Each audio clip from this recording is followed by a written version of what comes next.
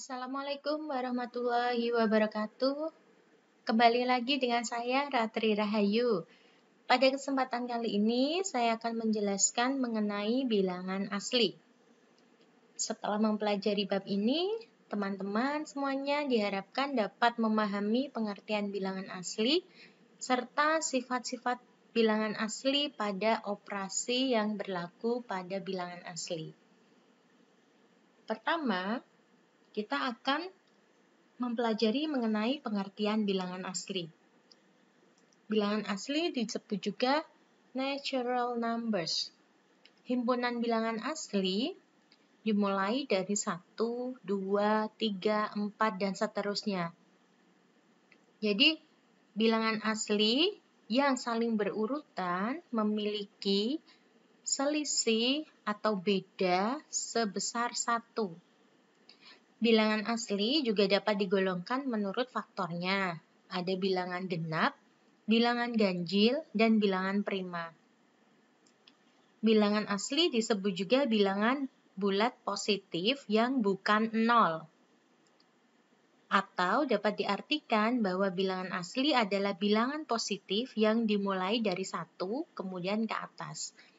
Untuk lebih jelasnya kita bisa melihat ke dalam garis bilangan. Jadi, kalau bilangan garis bilangannya dimulai dari 0, maka bilangan asli dimulai dari 1 ke kanan dan seterusnya, ya.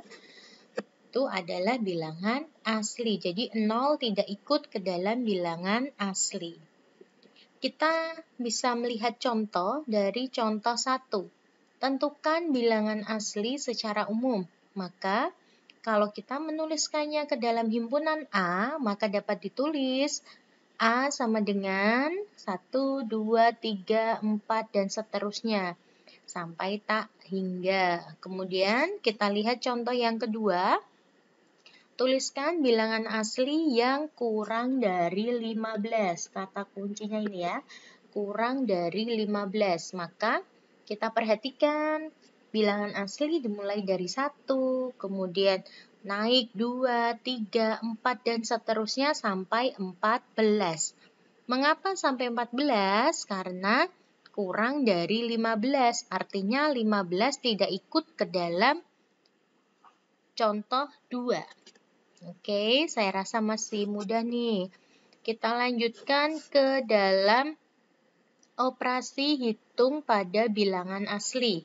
Yang pertama adalah operasi penjumlahan. Pada operasi penjumlahan, berlaku yang pertama adalah sifat tertutup. Jika kita memiliki bilangan asli A dan B, kemudian dijumlahkan akan menghasilkan C, maka C adalah bilangan asli juga. Nah, inilah yang dinamakan sifat tertutup. Bilangan asli ditambahkan bilangan asli, maka hasilnya pun bilangan asli. Itu namanya sifatnya tertutup. Untuk contohnya, misalkan 4 itu kan bilangan asli, ditambah dengan 2, bilangan asli. Maka hasilnya adalah 6. 6 pun merupakan bilangan asli. Kemudian sifat yang berikutnya adalah sifat komutatif atau pertukaran. Misalkan kita punya 2 buah bilangan asli, A dan B, kita jumlahkan. A ditambah dengan B, maka hasilnya sama dengan B ditambah dengan A.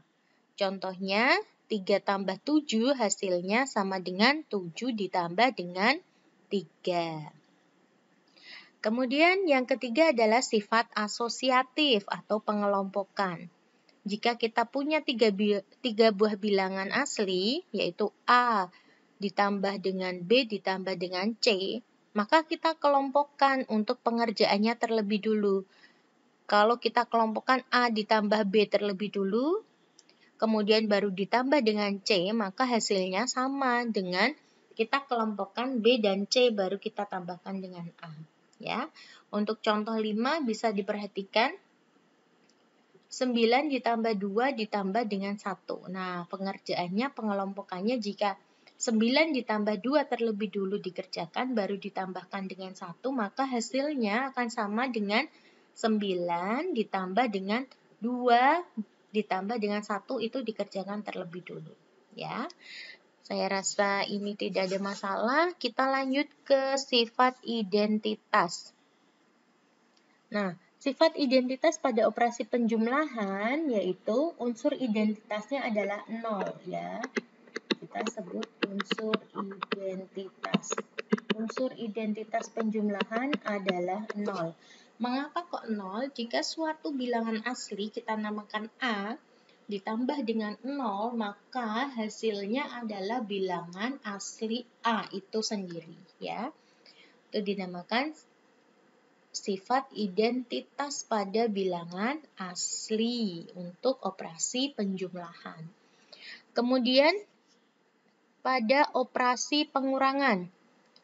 Yang pertama adalah pengurangan tidak bersifat tertutup.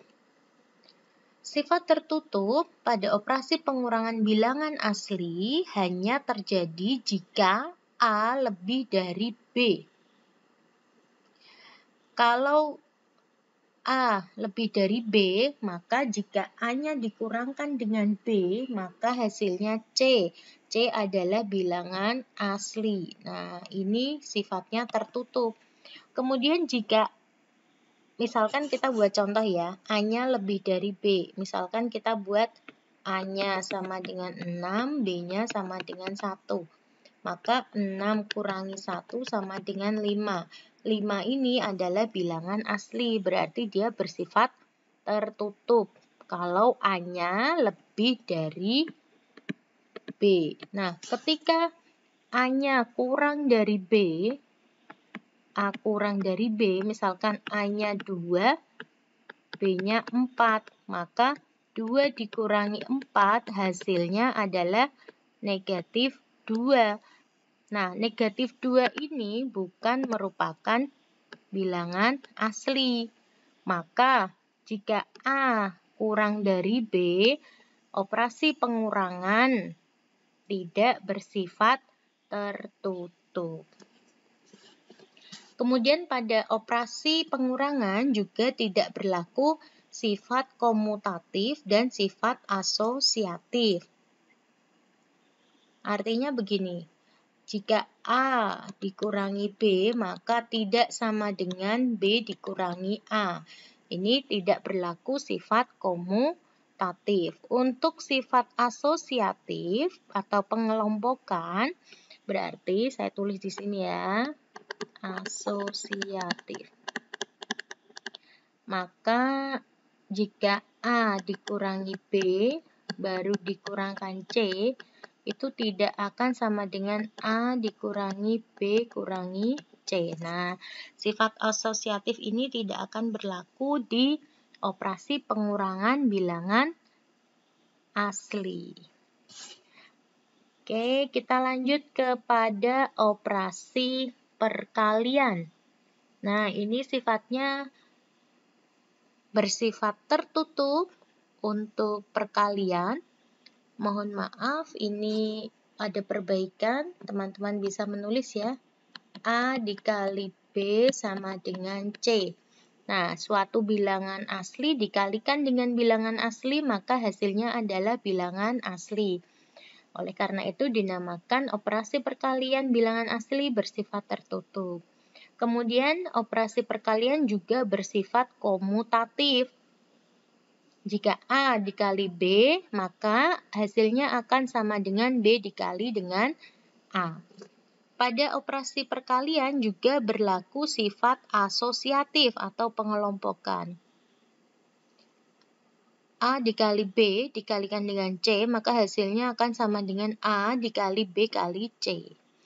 Kemudian pada operasi perkalian juga terdapat sifat distributif penjumlahan.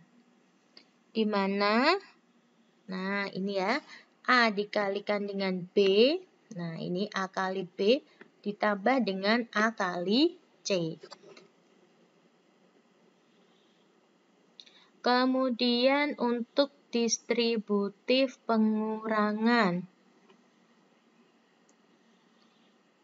Pada distributif pengurangan, teman-teman, mohon maaf, ini ada perbaikan.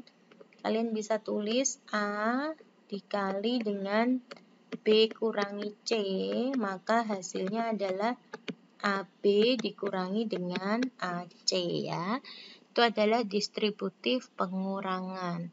Kemudian sifat identitas. Unsur identitas pada operasi perkalian adalah 1. Artinya, setiap bilangan asli A dikalikan dengan 1 adalah dirinya sendiri. Ini sama dengan A, begitu ya. Itu adalah sifat identitas pada operasi perkalian. Yang terakhir adalah operasi pembagian pada bilangan asli. Pada bilangan asli, tidak berlaku sifat tertutup, tidak berlaku sifat asosiatif, tidak berlaku komutatif, dan tidak berlaku distributif. Kemudian untuk menambah pemahaman kalian tentang bilangan asli, silakan dikerjakan latihan berikut, ada 8 buah soal.